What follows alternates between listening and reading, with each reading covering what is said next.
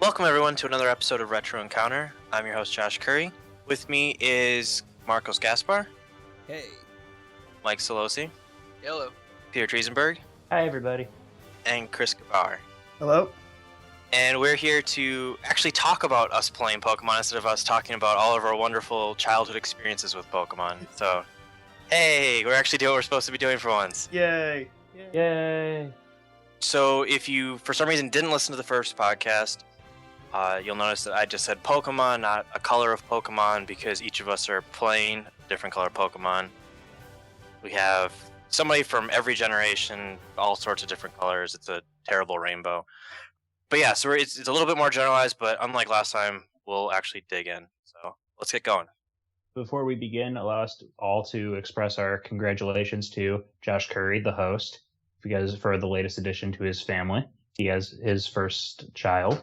Yeah. Congratulations, Yeah. Josh. You're dad. Young Silas Curry, age a few months. Which is a badass name. Age A few. Age like 7 a few days. weeks. Okay, 7 all right. days. Age 1 week. Happy 1 week Yeah. birthday to Silas. Yeah. I've totally lost concept of time. I thought he was born in 2015. No, it would have been great for taxes, but no, he decided to wait. Them's the breaks. Yeah, so it's been crazy at my household. One of the things we did planning on this was we kind of thought, hey, Pokemon portable game, be super easy to, I don't know, like bring a portable device to a hospital.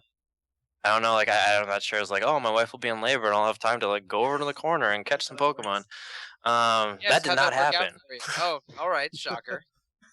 And then on top of that, I planned it even worse. I was like, oh, well, I don't know. I might have some free time. Let's bring my Vita as well, because that makes sense. So, of course, the free time I actually did have when like everybody was going asleep. into later. Better bring my portable video games. Yeah, well, because you can't leave the home without them. I brought my laptop, my iPad, my Vita, and my 3DS. Dude, If for some reason I had to get stuck there for the rest of my life, I was at least set with entertainment. All you needed was a Wi-Fi connection and you could conquer the world. Oh, they had wonderful Wi-Fi.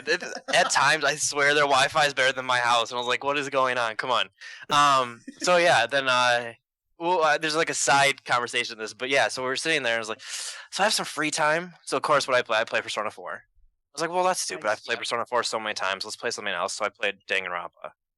So I started digging into that. So yeah, Wait. So while you were waiting for your child to enter the world, you played a game about killing children kids. murdering each other? yeah, Oh, isn't that okay. beautiful? Uh-huh. No. So That makes perfect sense. no, Alright. I didn't do the jackassery move where I'm the guy that wasn't there for my wife throughout the whole thing. I helped throughout the whole process. She's obviously very tired afterwards. I was like on this huge emotional high. Like when they took the baby to check some stuff, I played then. Like when everybody else was napping or doing stuff and I couldn't help out, that's why I don't know. It was like a palate cleanser for the crazy couple days, and yeah. So I did not play a lot of Pokemon. I mean, the one nice thing though is, like I joked about last episode, everybody's played so much Pokemon. I can obviously still discuss everything. But yeah, thank you guys for the congratulations. I'm being a terrible host because I'm not fully prepared for the episode. I think having an excuse of raising a child instead of raising Pokemon is more than enough. So, You know what? In all fairness, though, there's not much that different. Like, Okay, all right. Wasn't expecting that response. Did Silas hatch from an egg? I'm confused. I cannot confirm or deny. That's very personal between my wife and I. Okay, but There was definitely there was a certain number of steps that had to be made before the baby would arrive. Yeah, so That's why you just ride Did your bike in Silas- front of the the daycare, waiting for the egg to hatch. and at he- some he points said I that- wanted him to level up, so I left him with some trainers. Nice. You know, like the daycare, try to see if he'd learn some new skills. Does They he were at not least very have, like, successful. nature and something? What? Does he at least have like a good nature and IVs and all that stuff? Like, He seems to. He looks strong thus far. Good. All right. Glad Ooh, we got this one that has a settled. modest nature. Yes. That one was scared. But is he a shiny? He is a shiny. Oh. Excellent. Oh, wow. You finally Yeah. caught one. What Yeah. were the numbers on that you found? It was like 1 in 8,000 or something? I think Yeah. so. Hey, yeah, so you have a rare baby. Yeah. Well, you gotta get lucky sometime, right? Mhm. So, on to a serious conversation. Let's talk about Pokemon, right? Yeah. I guess kind of starting off. Sorry, Mike, but I really don't care about your opinion. You've This is played nothing You've played it so much. We kind of like. I feel like you knew exactly what to expect. I know, Peter, with you playing Soul Silver, there was some stuff that you had not encountered, or like you kind of had new thoughts on the game. So I'm kind of interested to jump on that to kind of get the conversation going. Well, the interesting thing about Gen 2 and the Gen 4 remakes is that they actually open up an entire second quest. So you do the whole 8 gym badges, fight the Elite Four, become champion. It's the Pokemon story, repeat as necessary. But in this one, you actually get to go back to Kanto, the region from the very first game, and you get to explore the whole thing. There are parts of it that are kind of shortened. Some are actually expanded upon. Overall, it's a pretty faithful recreation. And then you get to fight all 8 gym leaders from that region, and eventually go on to fight the protagonist from the first game, which is a really, really awesome way to do a sequel, especially to like one of your like this huge game is visit the whole world map from the first game. Like you're adding a ton of value to your title, and I'm having trouble thinking of like an RPG that has done something similar to that. It's because of that specifically. Silver, and I guess by extension Gold, was always my favorite Pokemon game. Yeah, it's my favorite too for basically the same reason. And I don't know if I'd call it a second quest exactly, but it's definitely a really nice value of sort of a post game, where other Pokemon games that have a post game will maybe have like one little island or something. This has the nostalgia factor and the extra content of an entire new world map, and it was a mind blow when I played that when I was, I don't know, 15 or however old. But it's really good in the remake too. Yeah, and it's a lot more freeform than like the main game is. Like I noticed this when you get at Vermilion City, which is the third city you go to in Red, Blue, Yellow. And then from there it's relatively open. Like there are some roadblocks here and there, like some gym leaders won't show up until you trigger certain events. There is a Snorlax sleeping somewhere, right? Yes, there's literally Right on. outside the first city you get to. There's a Snorlax, so you can't get to the other side of the map without Awesome. Mike's in. And then the way you actually wake up Snorlax, if you have to, instead of getting a Pokeflute, you have to tune the radio to the Pokeflute channel, which is apparently a thing. That's awesome. There's apparently a radio station that just What? flute sound 24/7. That's I really pity easy listening. That's fantastic. It's like your soul music channel. And now tonight on Pokemon, but it's neat, and there's just a lot of like little touches in Heart Gold Soul Silver, like that I don't think like it was and Gold and Silver was the introduction of the day-night cycle. They added the radio, which is the radio, and you can get cell phone calls from other trainers, which is not great, but sometimes they'll clue you into like items and stuff. Most of the time, it's just Joey calling to tell you about his top percentage Rattata. Oh, And really important. yeah. Yeah. I got a guy named Derek, and I texted Derek about it, tweeted at him being like, "Hey, Derek, this guy really wants to tell me about his Tentacruel." You tweeted RPG fans Derek about the Pokemon trainer Derek. Okay, all right. I had have to expound upon that. No, I had to, that was for my own benefit because I was really confused for a second. But yeah, I remember that day-night cycle stuff is why a lot of old cartridges of Gold and Silver don't work anymore, is because they had to have a built-in battery pack so that the cartridge always knew what time it was properly, and and as a result, the battery save has failed on a lot of those old cartridges, and they're frozen at whatever time of day it was when the battery died. But my old one thinks it's the middle of the night forever now, but the new ones, they just look at the DS's clock, so they don't need to have any live battery taking care of that. That's really useful, because especially since I decided at the last minute I wanted an Umbreon, and I was at work and the internal clock hadn't quite ticked over, so I would just said screw it, and I bumped up the time so it was like morning, so it was nighttime. Yep, so that added a few hours trying to level up your Pokemon's happiness to get it to max so you can get an Umbreon. I do have a couple nitpicks. Mainly the fact that and this is mostly, I feel, the fact that I'm coming off of X, Y, Omega, Alpha, and I kind of mentioned this last time. I think I forgot about TMs not being recyclable, and that was an ill omen. Mm-hmm. Right. Because when did they start doing that? Black and White. Yeah, I think it was. Okay. I do not remember. Yeah, and I mean that's useful, but grinding Pokemon, they've changed in each gen they changed slightly how EXP gets distributed, and so it takes a little longer to level up your team. But it means leveling up a balanced team is take a lot more. It's not difficult, but more time consuming. And I found myself like slightly underleveled at the end, which actually made the champion fight more fun. That was a pretty epic battle.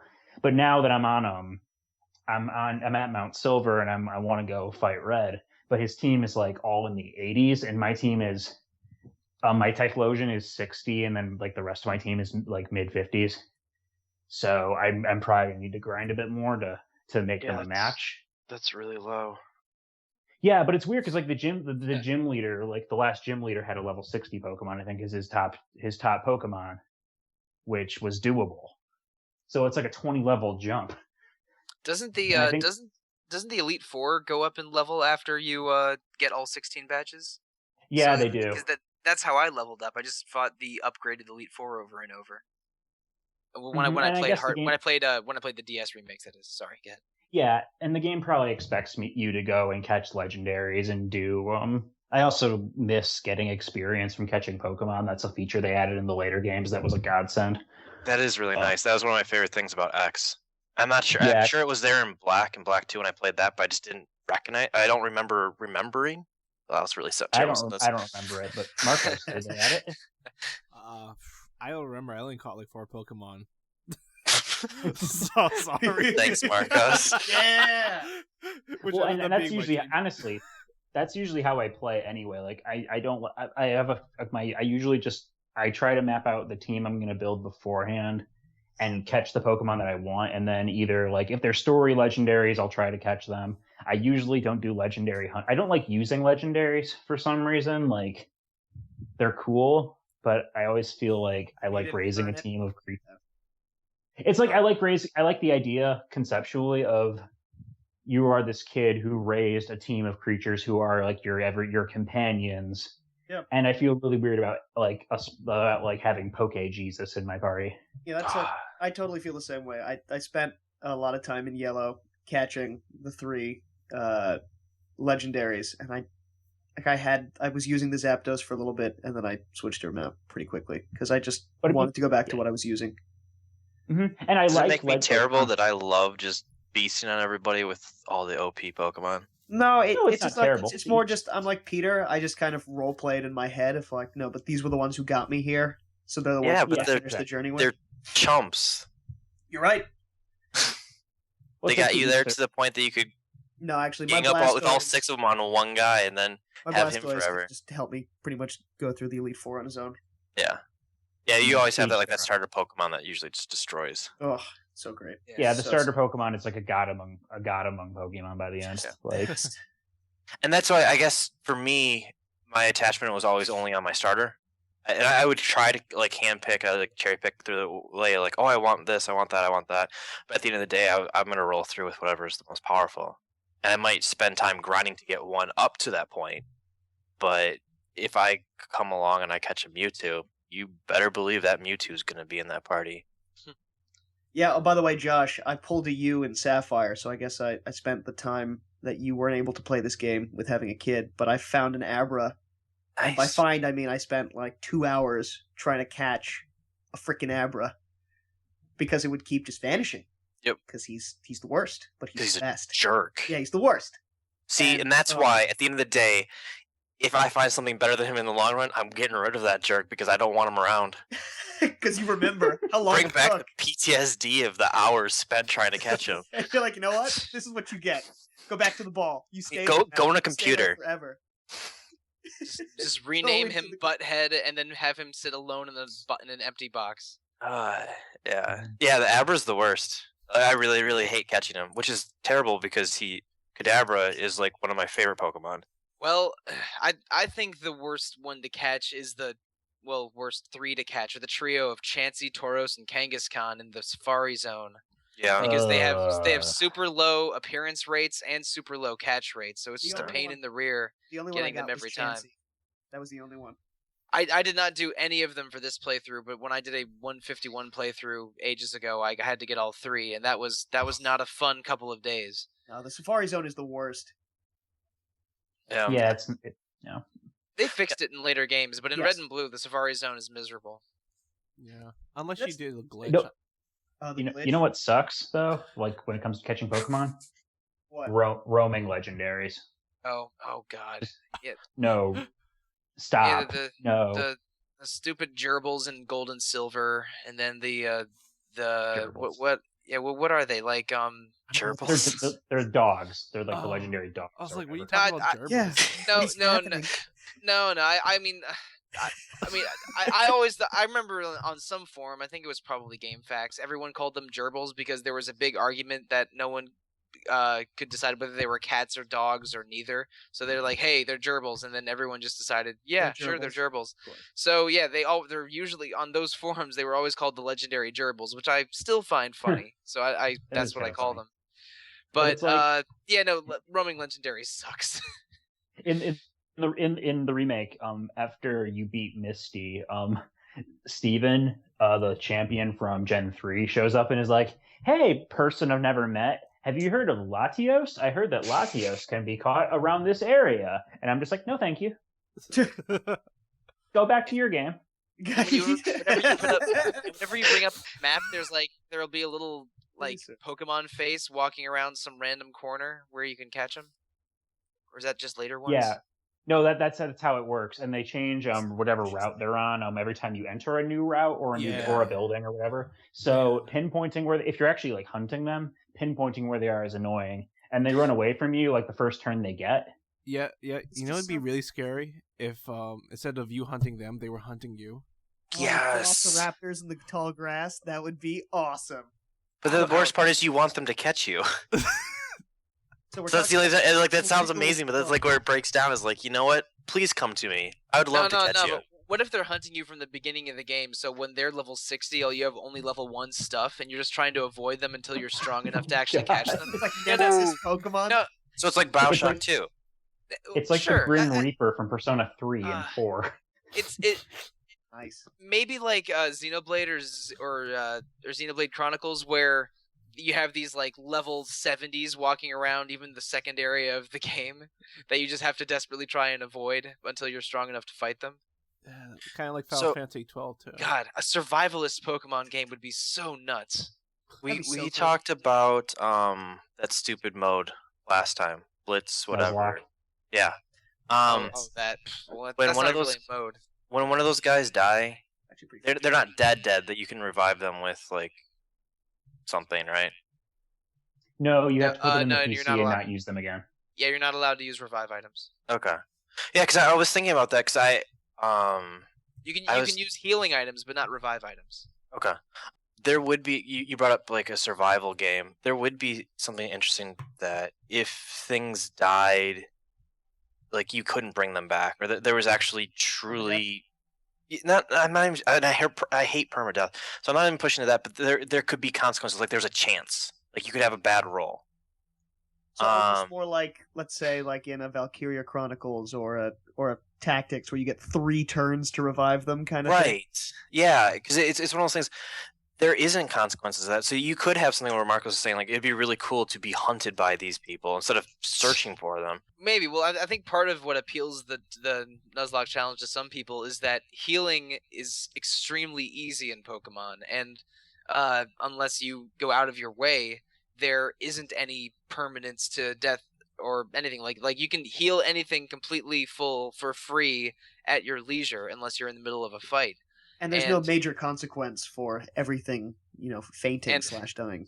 And also, Right. I mean, we're totally only speculating on how weird or interesting a Pokemon survivalist game would be, but this is a turn-based RPG for kids. They're not really interested in making a survivalist Pokemon RPG, like Far Cry with Pokemon or something. That's what I want, but you're right. I'd play that, actually. I would play the shit out of that. Yeah. Instead of, there's no guns, only different Pokeballs. Man, I would play that. But anyway, fantastic. But yeah, that's not the kind of game Pokemon is. No. If you want that, play the Rick and Morty mobile game. My roommate was playing that, literally, as we were getting ready for this podcast. Rick and Morty Nice. Pokemon. Just catch more Mortys. Yeah, it's hilarious. And then if you faint, Bird Person shows up and takes you to the nearest health clinic. It's pretty fantastic. That actually does sound fantastic. So Mike, Marcos, with your playthrough, are you still just rolling with your 2 Pokemon? Well, it was really 1 Pokemon for the Elite Four. I beat the entire final segment with Mew. Basically, and everything. Yeah, Mew's really strong. Yeah, that's cheating. I taught it. It learned Psychic on its own, and then I just taught it 3 very, very good TMs, and just beat the entire rest of the game with it. I totally cheated and used an exploitative glitch to beat the game, but whatever. I've beaten Red or Blue dozens of times, so I don't feel that bad about doing it for this. For Platinum, I basically beat the game with 3 Pokemon that I had traded from another game, so yeah, I cheated for that one too. And but this time it was Jolteon, Tyranitar, and Salamence. And yeah, it worked out perfectly fine. But regarding basically how the 2 narratives different, the one thing that that felt really good about Blue and Red, other than nostalgia, was how much of a jerk your rival character is. And the extreme satisfaction you get from finally kicking his ass at the very end of the of the Pokemon journey. He's always been there, just being annoying and asking you to smell him later. Ugh. And finally he's at the top, and you knock him off, and it rules. He is a believable jerk, and it's super. And there isn't any Pokemon villain or NPC that's I think as effective as him. Or certainly not in Platinum, where you hate him the Silver, most. Yeah, Silver from Gen 2 is a close second. The rival from that game. He's a jerk, but I don't think he's as satisfying to beat. He tries really hard to out Gary, but it doesn't work. Are we calling him Gary or Blue? What? I don't know what his name is. Whatever. He can be both. I've always called him Blue. He is both Gary and not Gary simultaneously. He's named after Shigeru Miyamoto in the Japanese language versions. But we all named him Pika. But let's be real here. Or some permutation of juvenile language. But yeah, it was really satisfying beating him. Other than that, I mean, the biggest difference between Red and Platinum was really transparency, because with Red you don't even know what an attack does until you use it or check the internet or something. All you know about an attack by observing it from menus is its type and its PP value, where in Platinum it'll tell you the attack power of it and what it does in different Pokemon contests and every special effect it has. That level of transparency was very welcome. After playing Red and Blue, I would find a TM for I don't know, Razor Wind or something, and I have no memory of what Razor Wind does, and not be able to know anything about it. So yeah, the big difference was transparency, and the best part of Red and Blue is beating up your rival. The rivals always seemed like a really stupid thing, and I unfortunately didn't play far enough in X. They did a really interesting that you start off with like 5 other people from your town, and you're all friends. Yeah, it's really cool. I like that. Oh, that is neat. Huh. It really, really threw me off cool. because only 2 of them are really like rivals, though. Well, I didn't get it far enough to kind of have that turn. There's like a friendly camaraderie though for some of them, and one of them wants to dance, and one of them wants to do research. But it seems more realistic. It's not like, hey, you also got a Pokemon, I should hate you. No, like everyone's like, no, we're gonna do it together. We're gonna get there together as a group, and along the way, we're just going to test each other out. Yeah, sometimes we'll battle, sometimes we'll help each other out, and I really liked that much more. I love the idea of having a true enemy, which hypothetically you'd say, hey, all the gym leaders, Elite Four, whatever team, whatever. No, they're not really enemies. They respond to you positively after you beat them most of the time, or at least the gym leaders in Elite Four do. So, I mean that should be your obstacle. It shouldn't be your friend from childhood. Yeah, it's always some crime syndicate that's your obstacle that plays the villain role. Yeah. Pokemon feels like a celebratory RPG that, rewards time and research and tries to make players feel good and put them in a position to win. It's which makes the red and blue rival even seem more out of place. Like, this was a game where everyone is nice except for the leader, except for Team Rocket and this jerk. Yeah, that was your next door neighbor. Yeah, and I don't know. Maybe that's why I think he's a more effective character than anyone in Platinum. But that's also why weirdly, it's something I like about Sapphire as well. And since this was my first time going through it, your rival is the son of the Professor Oak character, and he's also like in X. He's just a nice guy who is actually really supportive, but also wants to battle with you to see how you're progressing. And if you beat him, he's like, oh, wow, crap, you're actually doing a really good job. Didn't realize that. But he's not a jerk. He's not that just ha, snotty little kid that you just want to punch, but you can't because there's a screen in the way. And that game is too nice to let you physically, beat the crap out of someone else. But sometimes I want that punchable kid. And red and blue gave it to me. Oh, it does. And that's one thing with Yellow. I just love destroying him at the end. Being like, oh, your annoying, horrible writing is finally put to rest. Shut up forever. There is a rival character in Platinum who's also in Diamond and Pearl from my memory, but he's just sort of an annoying spaz, I guess. He's always just sprinting from off screen and crashing into you, and he's basically sort of hyperactive and always reacts with disbelief when you beat him, but is ultimately not a villain. But whatever, he's not as fun to beat up as Blue/Gary. Gary? Gary? Oh. Yes. Who somehow had 10 gym badges. Yes, he did. Oh yeah, and he I forgot, he becomes a gym leader in Gold and Silver, right? He replaces Giovanni in Viridian, doesn't he? Am I making that up? Yeah, haven't played he does. Can't help you. Oh, okay. Yeah. I thought so. Which again, it just and he is no less of a jerk. He won't fight you until you have all set. He he leaves the gym. Like, apparently he just is never at home. And you find him out at Cinnabar Island, which the volcano there has erupted and the town is just gone. Oh, nice. And he's busy. Right, I forgot. He's busy. Like, and that's actually the interesting thing about Kanto in that game, is that you see how it's progressed, and some of it is really positive. Like, there's a lot of there's an interesting undercurrent of technology, like, taking over, like, people's lives, and nature, like, getting its way. Like, because, like, there's, like, a girl whose house got torn down to build the railway line to Johto, and you have to do a quest for her, and her house is somewhere else in town now. The Pokemon Tower is now the radio tower, and all the graves got moved to Mr. Fuji's house. It's pretty depressing. And yeah, and Cinnabar Island is just a Pokemon Center and ashes. I was gonna say, like, are you telling me that he's there just standing in like a island filled of ash and like lava? Pompeii, he's like literally shadows of people.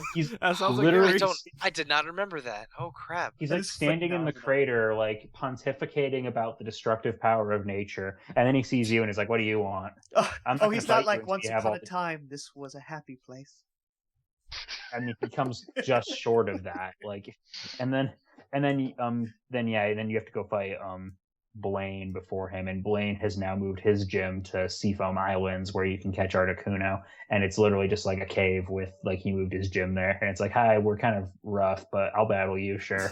Is it the same cave pretty much from where it's the same cave. Okay, cool. Yeah, it's like the same layout and everything, which is it's neat. And then you fight then you go to Blue's gym, and he's like, he's no less of a jerk in this game. He just like he gets here and he's like, I was the champion for like 5 minutes. I'm better than you. And I'm just like, champion of Johto, let's roll. Nice. So what about you, Marcos? How did your playthrough go? Went really well. I ended up just using I think like 4 Pokemon altogether, like my starting Pokemon, Arcanine, Haxorus, and whatever the third evolution was of Sandile, and that's it. Nice. It was really smooth, just playing through it, and I don't think I have any bad memories with it. I just really enjoyed it. The only thing I probably would change was the only thing I would change would probably be the amount of like Team Plasma fights, because I kind of just wanted to get to the end of the game.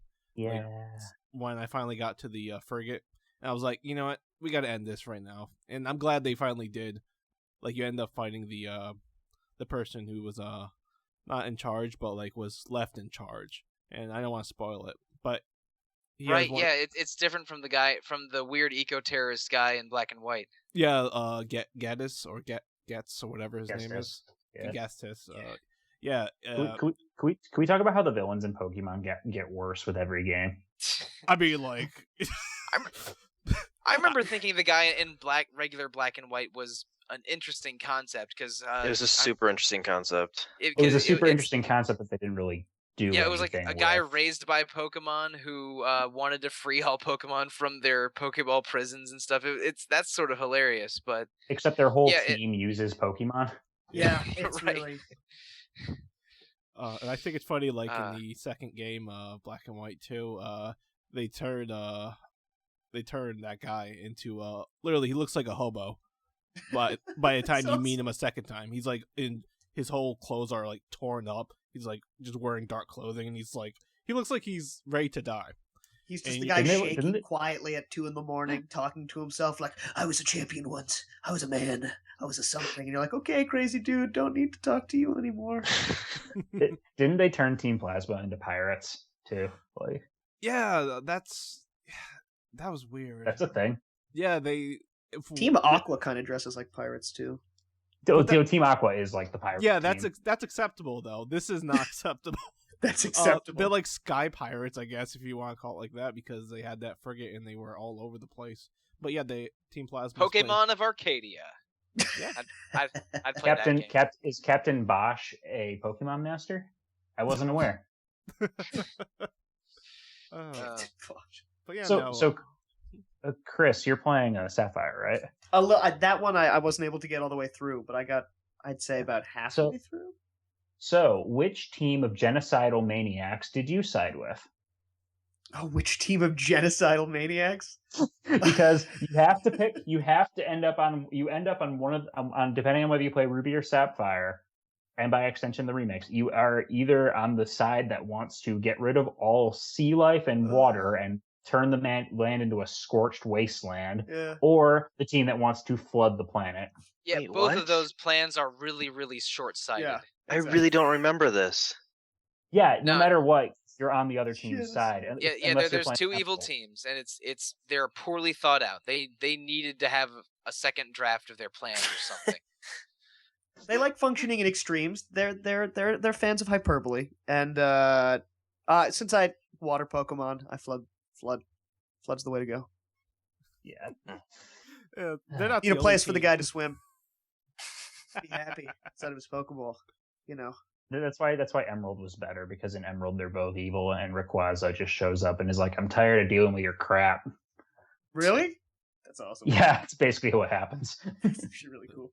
That's pretty funny, and it's not the last team to do that. Like Pokemon Black, Pokemon White, Y and X, like Lysander, it complete implied genocide, and yet Professor Sycamore is like, "Oh, what a guy! There's my best buddy over here." It was like, he just wanted to be loved, and I'm just like, he was literally going to murder everybody. He's like, "I'm gonna kill everything." He's like, "What a guy."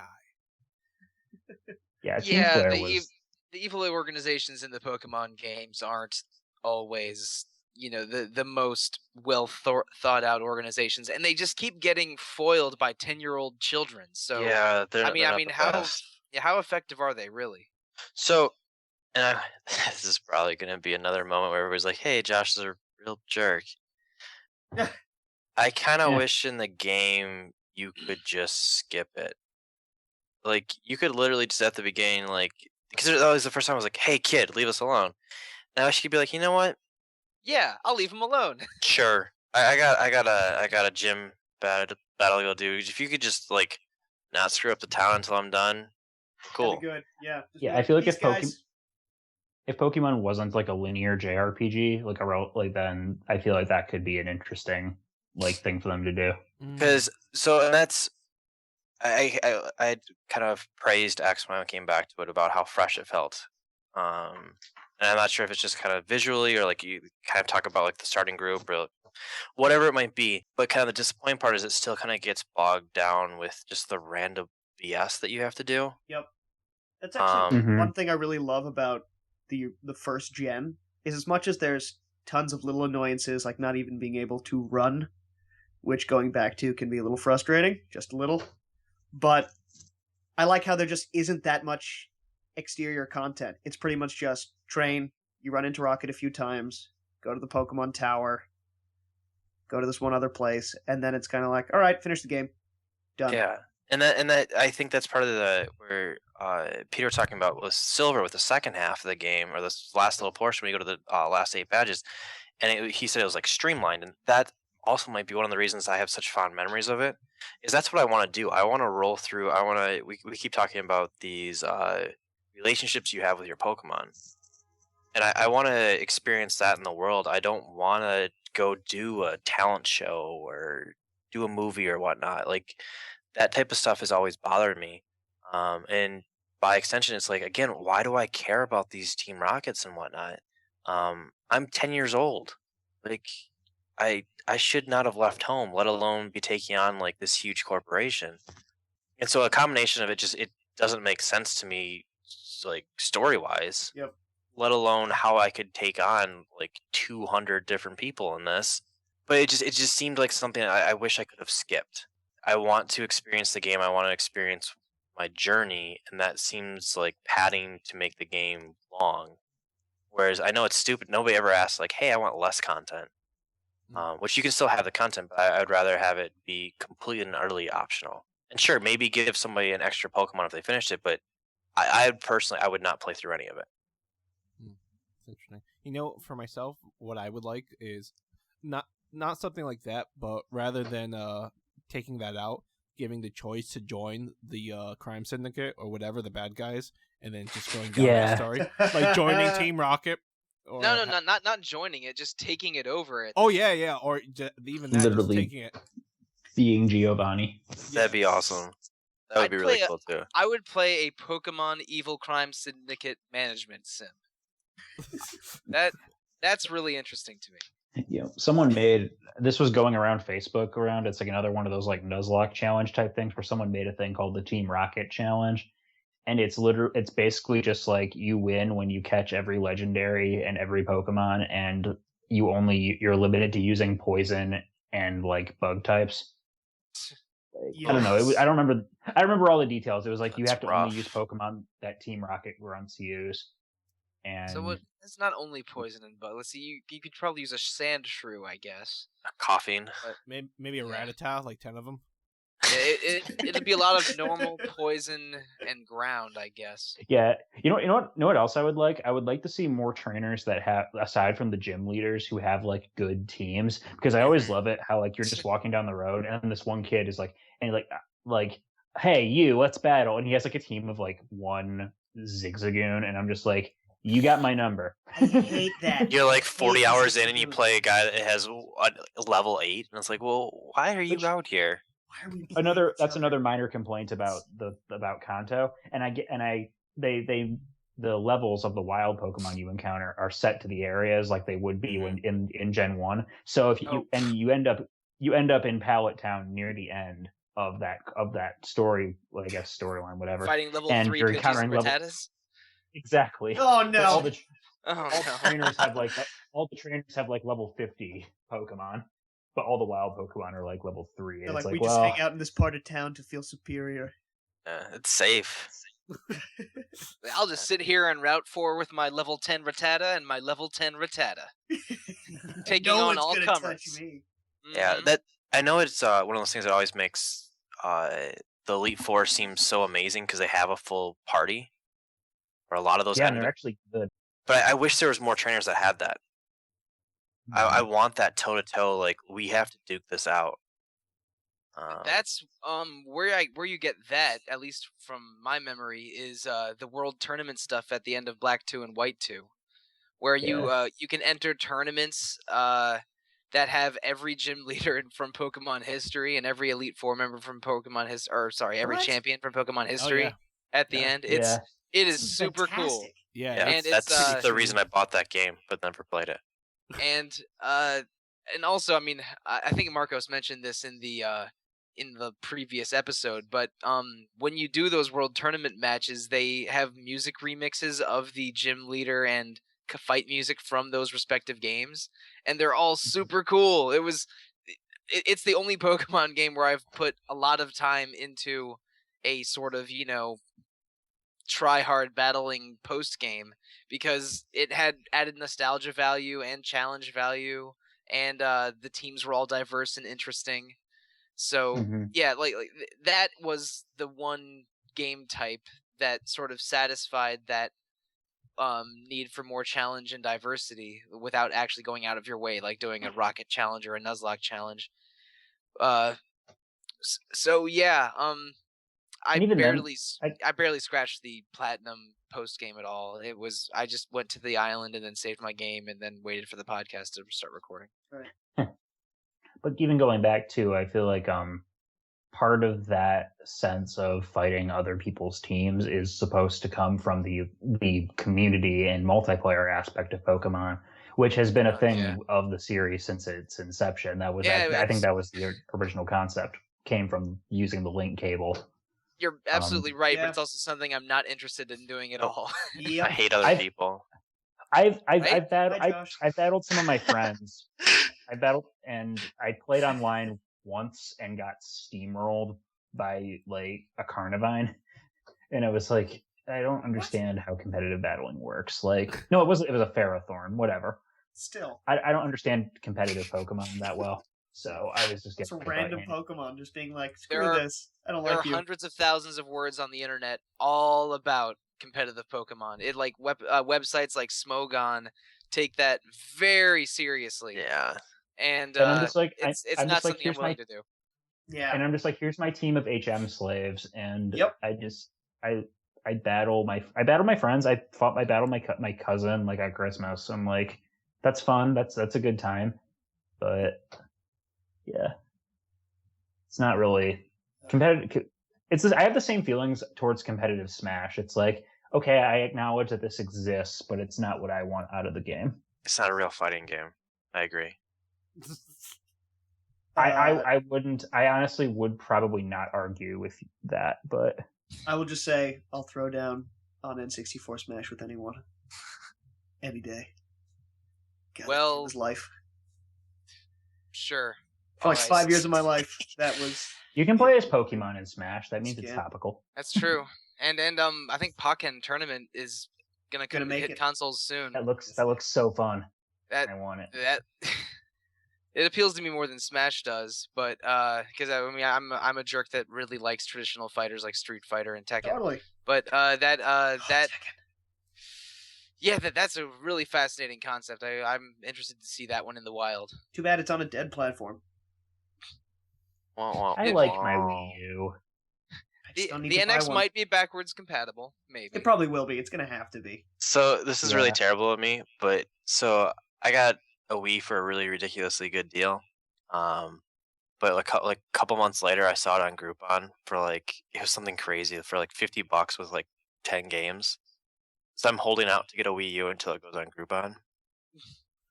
Wow, that's pretty good. Impressive. Yeah. Groupon is pretty good. I've thought about getting a Wii U. I usually get consoles late because I believe in never ever buying a console for one game. So I always wait until there's at least 7 or 8 games I want on the console before getting it. The Wii U is right around that 7 or 8 mark for me now. So it's tempting. Yeah, there's Xenoblade Chronicles X. There's a couple good Mario games. There's Bayonetta 2. Pokémon Tournament is interesting to me. Splatoon is awesome. Yeah, I've only played that once, but it was fun. Mario Kart, Smash. Yeah. I mean, you're gonna get your Nintendo exclusives, which are, and you usually get a couple good ones a year at least. And like I said, I think the Wii U is hitting that 7 or 8 range that has me tempted, but not tempted enough. And because I'm not suffering financially, but I'm not well off enough to just buy a console when I want one. Buy it straight, totally. And we don't have to get on this topic, but for me, there's only 2 games. Yep, I got 2. That's it. It's Mario 3D and Mario Maker. Ugh, maybe Mario Maker. I haven't been excited about a Mario game since Galaxies.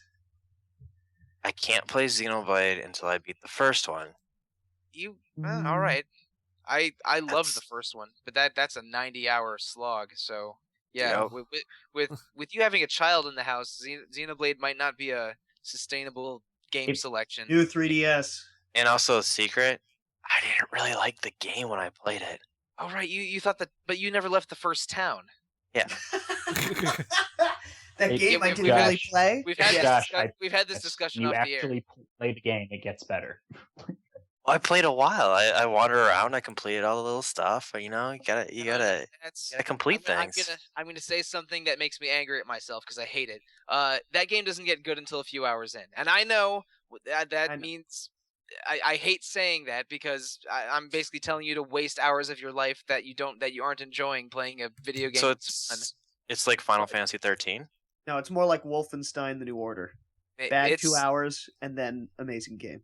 Once the game opens up, it is one of the best RPGs of that previous generation. But if you spend too much time in that first town in the first cave, you will absolutely get too bored and not want to play it. Yeah, which is exactly what happened. Yep. So GameStop got my like $100 for it, and yeah. Oh yeah, that game got weirdly rare. I forgot. Yeah, it did. Now it's back. Very limited print run. Yeah.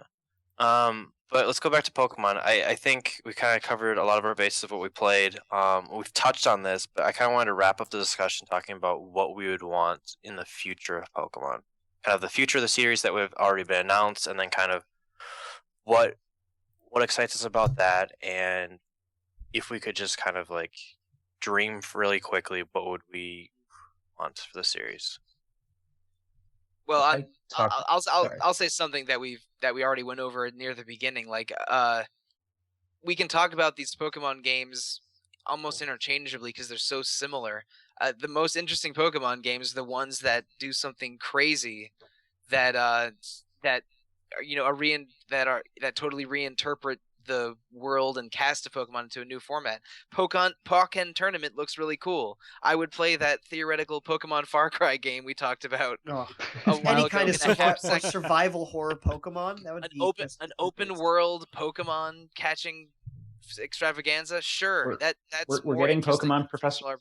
We're getting Pokemon Professor Layton starring Danny DeVito. So yeah, hopefully starring Danny DeVito. But and Pokemon Go for open world. I would settle for Benedict Cumberbatch. Like the Pokemon games are so defined as being a specific kind of game that anything that really deviates from that significantly is interesting to me.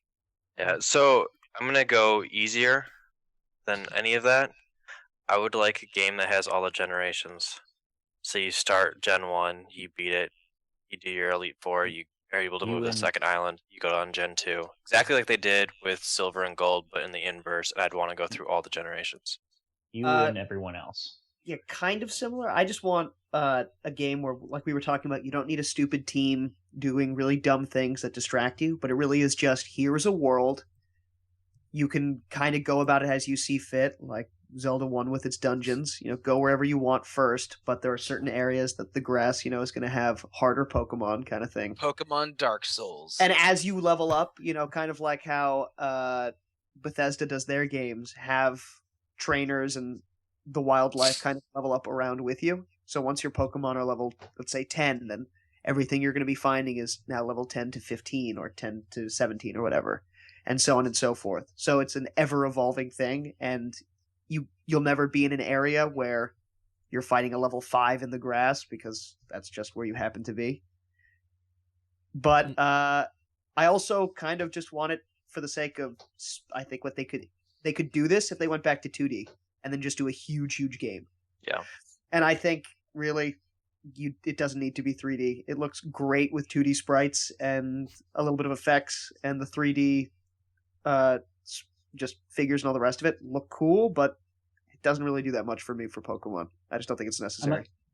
I'm gonna counter that because I thought people loved the 3D. I think they do. I think 3D looks fantastic. I just don't care. I think that the change to 3D is really a big part of X and Y's success. Yeah, if I'm being honest, and I agree.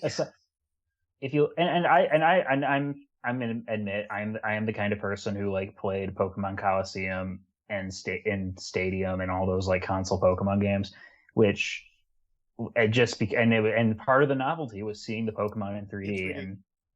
And I'm apparently one of the 5 people on the planet who actually likes Coliseum, but honestly, I played it but did not like it. Coliseum kind of, in terms of doing something different, you don't have an explorable world map. You select towns from a field map, and then you travel there. You have a limited roster of Pokemon, limited to the shadow Pokemon that you can catch. You have to then physically battle with them and train alongside them and befriend them to purify their hearts. And they gradually get better moves. And occasionally it's not flip selling out me on replaying the game. I thought it was weird and interesting for how it was different from the other RPGs, but it was not fun. And catching some of the legendary ones from the the leaders of whatever crime organization you were fighting. Catching legendaries in a trainer battle is not fun. Yeah, no, it was miserable. I spent 2.5 or over an hour trying to catch Entei off of some mook, and then just gave up on the game forever. Well, I didn't like Coliseum. That's where my no legendary policy actually came in handy, because I just killed all the legendaries and then used the infinite master ball glitch during the post game. Nice. Maybe that's why I like Coliseum. Because I could exploit it. Fair enough. But for I never played. Sorry, go ahead. Sequel. No, I was just gonna say I never played. It got a sequel, XD, and I never played that. I didn't play it either. It's weird though, Josh, because you said how you and you guys were mentioning how everyone loves the 3D in the newer Pokemon games or 3D figures and characters, and I did like that. It made it. That was the really fun part for me about playing X and Y, or Y specifically, was seeing a world done in 3D. But once I get into the battles, it's okay. After I've fought, let's say a Pidgey 3 times, I'm I don't need to see it flying. We're just kind of floating in space. And if I left this on, we'd just be floating in space forever. It's kind of it just seems unnecessary, and I think they could have such a huge world if it's in 2D. I know that now, or whenever we get the NX or whatever that portable version of it's going to be, I'm sure it'll be strong enough to handle a disgustingly large world in 3D as well. But I just don't, for whatever reason in my head, I just think a giant sprawling Pokemon with beautiful 2D sprites would just be killer. All right. Riddle me this, Chris. We're staying 3D. We're staying on the NX, but we're having your Josh's idea of going to every Pokemon setting ever. If they could do that, I would be in it. No. I'm not done. Except it's Pokemon. It's Pokemon Snap 2. Oh, screw that. Not touching that shit. Yeah, come on. Day one. Day one buy. It's a smartphone instead of a camera. Boom. Oh, I hate you all. That $1 billion idea. God, I'm not gonna lie, I'm super excited for Pokemon Go. Yeah, I'm too. I like Pokemon Go. The fact that they That thing haven't looks done bananas. Pokemon Snap for Wii U is a travesty. Mike, you are a bad person. That's funny. It is. I just Snap love 2 fun, should be on Chris. Wii U. I just love fun. I mean, you have to make use of a selfie stick to get all the pictures. God, Yes. Pokemon Snap seems like such a dumb concept on paper, but It is fun. it's dumb fun. It's great. I bought Africa on the PS3 just to get some of that Pokemon That Snap joy. feeling back. Yeah. Yeah, just taking pictures of Wait for elephants the on the perfect savannah. photo. Yeah. Yo. Yeah, Yeah. that was a pretty game. I remember when That came was a out. really cool It game. was. And again, another game that a lot of its popularity came from, hey, look, you actually can see the Pokemon in a 3D environment and kind of interact with them. Yeah. I was gonna. Can I do my dream games? Yeah. Yeah, hit us. Okay. Well, my first dream game isn't really a dream at all because I'm convinced that we're going to get a Pokemon Z announcement really soon. Because it just seems like the time is right, 20th anniversary stuff going on. But I do really want a full console Pokemon game, and it doesn't have to be like that. That is more in the spirit of the traditional games than even Coliseum was. Like, I want to be able to catch wild Pokemon. I want to be able to explore this region. I want to be able to see my Pokemon in glorious high definition. And then it doesn't have to be every region, every Pokemon. I don't think that's even feasible. Right. But something, heck, just make a new region. Don't make it Gen 7 on consoles because I feel like then people would riot. But like make a side game or something that is a console Pokemon RPG, and that would be totally game. Speaking of side games, what was the DS like Nobunaga? Was it Nobunaga's Ambition with Pokemon Conquest? That's what it was. Pokemon Conquest. Did anyone play that? Was it great? It's awesome. Yeah, see that kind of a game is also what I would like. Again, I just actually need to play Conquest because when I remember reading that review and thinking that this was a game made for me, and then I just never got around to playing it. Yeah, you should definitely play it. It's like, and they actually make fun of some of the Pokemon like traditions, like because all the generals and stuff have like their own Pokemon that are like their companions in battle, and then they hear tell of foreign nations that keep their Pokemon trapped in balls and are they laugh appalled. I gotta play it. Oh jeez. It's a great kind of like combination of like, yeah, this is a strategy RPG with Pokemon, but it's also kind of like a sly like winging references to how weird Pokemon is. And yeah, so great. I want to touch on something you said, Peter. I actually disagree about wanting it on a console. Okay. It's been this weird thing as I've gotten older. I progressively only want to play RPGs on portable devices. And there is something about Pokemon that it's always been on like some sort of Game Boy unit. And I get that. It seems really weird, and it seems kind of contrary to how I want to grind and how I just kind of want to play that. That's why I said I wouldn't. That's why I said I wouldn't want Gen 7 to be a console game. I want the next mainline Pokemon title, like on whatever the NX's portable equivalent is or whatever. And maybe, given that we don't know a thing concrete about the NX, but given the fact that they're supposed to work together, maybe you would have a console version and a handheld version that like communicated or something. I don't know.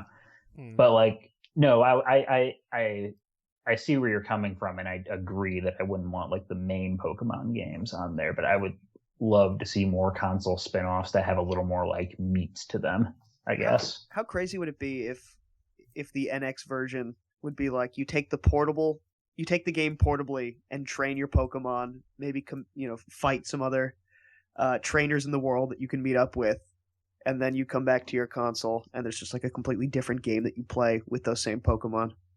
That could be really cool. Yeah. Oh, I was also going to say amiibos.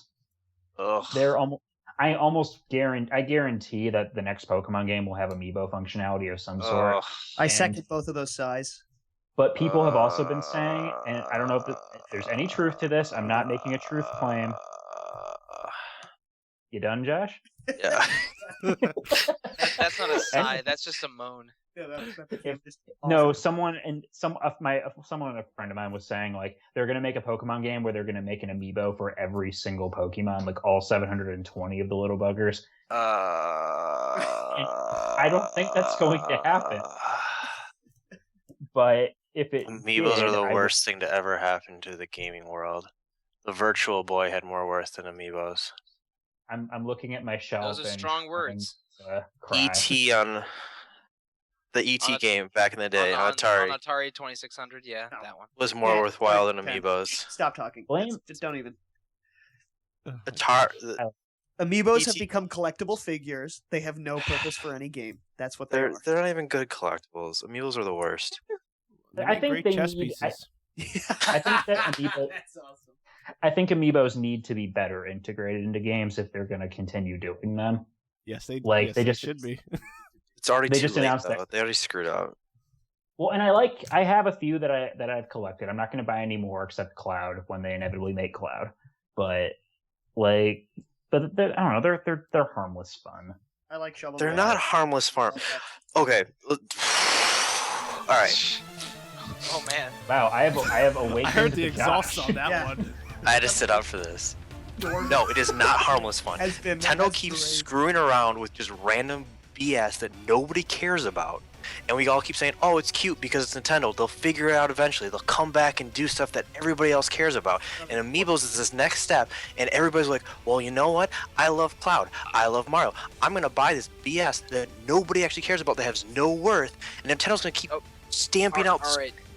Oh. Okay, but is it... Okay, look, Josh, I am not interested in Amiibos. I don't own any, but you are objectively false in saying that nobody cares about them. They shouldn't care. Some people are freaking obsessed. They should not care about them because they are the epitome of everybody that's complaining about since basically since the 64 was done about how they've progressively not cared about their core fans.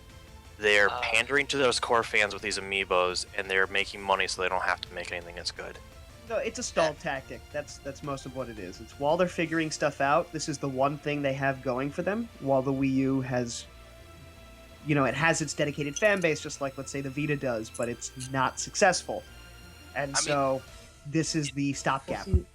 I just don't see it as anything different from just collecting any other of game merch. It's like how Square Enix makes a lot of money off of PlayArt's Kai. I mean, it's the same thing. And you know what? I'm not spending $200 on a Cloud figurine, but I will gladly spend $12 on one. Yeah. People love Nintendo characters and people love collectibles, so it's logical that they're as successful as they are. And honestly, if I was 10 now instead of 10, 20 years ago, out of these. Yeah, I would think that like toys that could become characters in video games, like by connecting them to my console or whatever, I would have thought that was the dopest thing imaginable. I would have wanted anything. I would have wanted every Skylander and every amiibo, but alas, I'm not really interested in those now. All the Skylanders and all the Disney Infinity characters, they do something. Amiibos beyond being, no, they don't. You can upload. You can upload things into Smash. They give you bonuses in the new Mario and Luigi game, which is very good, by the way. But it breaks the Mario and Luigi game. Yeah, it gives you free items that normally are expensive or difficult to find. Really? But it just completely breaks it. It's compatible with it's compatible with a certain number of them. Maybe it's like the 6 20. standard ones that are for sure like that can come with it or something. I don't know. And I think you can use each one something like once a day or once. I don't know exactly how it works. I think it's once a fight. I've avoided the amiibo stuff in that because I don't own any. But yeah, amiibos are they're an interesting thing, and I agree with Peter that if there is ever a large scale Pokemon game for NX, it's gonna have amiibo functionality because those things print money, and they make ridiculous amount of money for them. Yeah, and I understand you have strong feelings about them, Josh, but the reality of the situation is not supporting your worldview on this, man. And look, Josh, in all fairness, I'm with you in that I wish they would focus on other stuff, but like everyone else said, I understand why amiibos are being made by Nintendo. Granted, I would say that if they're going to do an NX thing, I would almost prefer it to be more Toys for Bob-esque, so that it is more like a Skylanders and not amiibos, because to me amiibos are just plastic you put on your shelf. Yep. Whereas the Skylanders are useful. So I would Yep. rather have that, where I could bring my Pikachu, like Skylander, over to someone's house and be like, it's level 30 now, let's fight. Plug it into the little thing, use the portal, put it in the game. Super fun. I didn't realize I was hear going to Josh ignite seething. such a fire. Yeah. I really, really dislike amiibos. Hey Josh, Hey, when's your maybe we birthday so we should- can all send you an amiibo? March 31st. Send me Guys, all we the can amiibos get that you 50 want. amiibos. Send me Save all the the date. amiibos you want. You just resell them. On Man. a completely different note. Yeah, we should leave this track. Yeah, I can't talk about amiibos anymore. So, what was everyone's final team? Oh, right. No. I have one. I have really one right. quick thing first. So growing up, like what we just did with like what we wanted from Pokemon, I played that nonstop, like in my head, and like I'd have arguments and whatnot with people, or like those like pie in the sky discussions.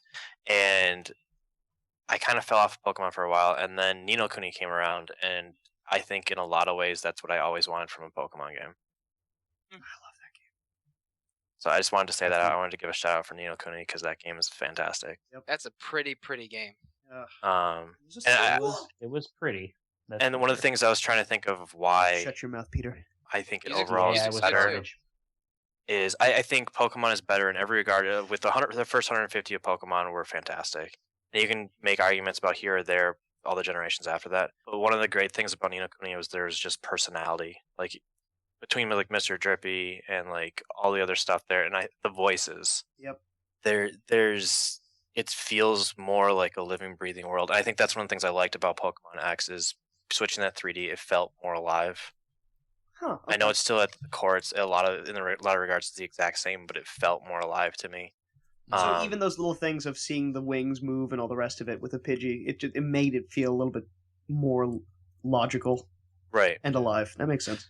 Yeah, and I think that's ultimately where Ni no Kuni really excelled. Is it felt like it was living and breathing. Yeah, fantastic, magical, just tremendous world.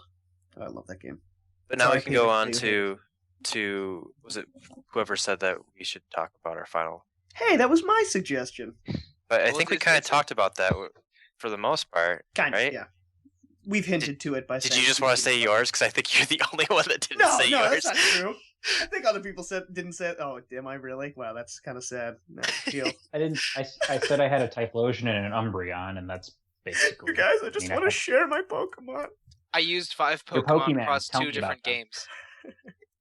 That's right. You just used one through one. No, I had a Snorlax in the party, but he never had to. I never had to get him out because Mew was just too strong. Yeah, I used Snorlax. That was for yellow. It was Snorlax. Yeah, you did. Oh, damn straight. I used Jigglypuff until I got my Snorlax, and then that was great. Or Wigglytuff, I should say. So it was Except for the Pikachu, substitutes. Charizard, Blastoise, Haunter. Yeah, best Pokemon in the game. Oh god, he's broken. It's beautiful. And what was the one I was missing? Charizard, Blastoise, Pikachu. You Haunter. didn't have anyone to trade Snorlax, with to make it a Gengar. No, did not have that. I don't think the Gengar's is good. Well, all right. Just use Hypnosis Dream Eater on everything, and it just fantastic. It's as a kid, I had to convince myself that Alakazam and Gengar weren't as good as Okay. Kadabra and Haunter because I could never get them. That's awesome. But And the yeah. one time I found somebody to trade with, they stole my Pokemon and left. Really? Wow. Yeah. Oh, So, That's terrible. yeah. that's horrifying. Yeah. That would have. I don't think that ever happened to me. But yeah, that would have been traumatizing if it had. That's awful. Yeah. But yeah, that was my team. Oh yeah, and Lapras was the Pokemon I had for Surf. And he was- I always rolled with Gyarados for Surf. I never realized Yeah. that Gyarados was so great until I started playing through Sapphire. Double weak against electric though. Got to be careful. Yeah, very It's- careful. It is. My Gyarados in Soul Silver is because there's 3 water HMs in that game, so it's my go-to for all of them. So it knows Waterfall, Surf, and Whirlpool, which is useless. So Wait, it's not Dive's the best that good, is it? Gyarados. Huh? Isn't oh shoot, Ruby and Sapphire have dive and waterfall and surf? Right. So, in that game, I Yeah. always had a Swampert, so it was there are too many HMs, man. They should have just used the 4 non-flash ones from Red and Blue and just kept those, and that's it. Yeah, They if we're should talking just about make design, it so that they could just intrinsically do it. Yeah. yeah, if we're talking about design quirks that need changing, HMs just lose them. They're not fun. Although I am glad how in the new ones you can forget them. I don't mind them, doing a slightly Metrovania thing of like limiting the world until you've learned certain skills. I don't mind that design philosophy. It's just, I mean, Platinum had 8 of them, and it just became a pain at there. At least Strength and Surf, do something that is, really Tangible. easy to understand and are and tangible and are decent moves in battle. Like like who gives an F about Flash? God, so annoying. It's Yeah, a stupid move spot on my Pikachu. and not very many Pokemon can learn it either. It was I resented having to put Flash on my Pikachu when I replayed Red a month ago or this past month. And then Soul Silver has like Whirlpool and Rock Climb, and it's like, why? Why do I need any of this? Come on, you didn't need that Whirlpool there. You could have just made that a regular pool that you had to surf across. Like it's just too many HMs. Rabble. We're all just old. We're all just old and hate new interesting things. Totally. Like Except amiibos. Look at those amiibos. Yeah. I feel like the amiibos soured the entire conversation. Now we're just bitter old men. No, I'm still happy. I'm happy I finally got to mention that in a podcast. That we gave you're happy that you dragged us down to your level. So for the end of the year podcast, we were supposed to have best trends and worst trends. And best trends was going to be best trends for me was going to be more announcements like Fallout 4. They announce it and then like 3 months later it comes out. Happens. And That's then nice. My number one negative was amiibos. And I had notes of like key points that I wanted to touch on. I had like a full dissertation. You had this anti-amiibo manifesto. Yo, I was fully prepped, and it was the saddest thing. I'm looking at the podcast. I was like, "We're running out of time. I'm not gonna be able to do this." And I'm like, your heart's breaking slowly. Like, so I was like, "So I know this is Game of the Year podcast, but if we cut out the Game of the Year section, I could still rant. Could we do best and worst trends?" Yeah, but you would have added like a half hour to the podcast because I would have yelling at each other. Yeah. I mean, I personally would buy that as a Audible book, and just having you voice it for like 30 minutes. So that was the other thing is you could hire Chris to voice it. Yeah, exactly. That's the work that he's doing right now. So that was the other thing is I was like, I could just like sit at home and record something by myself. It'd be like I have all the notes done. On the road, just I don't actually need anybody to give input. Yeah, you don't need a podcast. Just make a vlog of your anti-amiibo aggression, please. That's actually going to be our next Sunday stream. Is just Josh talking about amiibos for all day. No, we're here with Joshua Fury on an amiibo topic. The worst. I am filled with rage. The worst. So yeah, thank you for joining us for our RPG fans' #1 amiibo podcast. Yay! Sometimes talk about Pokemon. Yeah, sometimes. Hey, go play Ni no Kuni. Yes. Or don't. Stop. But so that was this month's game, Pokemon. Next month, Retro Encounter is doing kind of like an indie game month. We'll be playing through Gone Home to the Moon. I did that last time too. It's pronounced to the Mew. Come on. I literally last time said the same exact thing. That's how it's pronounced. I don't understand what the controversy is. So we're gonna be playing 3 games that month, so just one. We're gonna play Gone Home to the Moon, and Juniper's not. We'll only have one podcast dedicated to each game, with rotating casts for each one. So kind of like we normally do for each month, but just kind of condensed into one small month. So yeah, jump on that. It'll be more closer. I think we got more sidetracked than normal for Pokemon. I think we'll be back to our normal, hey, here's what's going on with story. What do we think about these trends? What does this symbolism mean? And all that crazy stuff that we... What are your opinion on amiibos? Yeah. We'll have the Amiibo minute. Don't worry, that's coming. That'll be a bonus round. Coming to the podcast bonus round starring Josh and only Josh ranting about Amiibos. Guys, I had some free time. But if you guys want to complain about me complaining about Amiibos, you have thoughts about Pokemon, or you have thoughts about any of the other games we talk about, or you want to mention more games, you can always voice your thoughts and opinions either through email at retro@rpgfan.com, on our boards at rpgfan.com, something forums, something. Click on forums. And then please go to iTunes review. We love those 5-star reviews. It helps us out tremendously. But in the meantime, that's going to do it for us at Retro Encounter. Thank you for listening. Bye, everybody. Chikorita! I would like to order a chikorita with guacamole. Hold the sour cream on my Chikorita. I forgot about that. Oh, that's made me happy.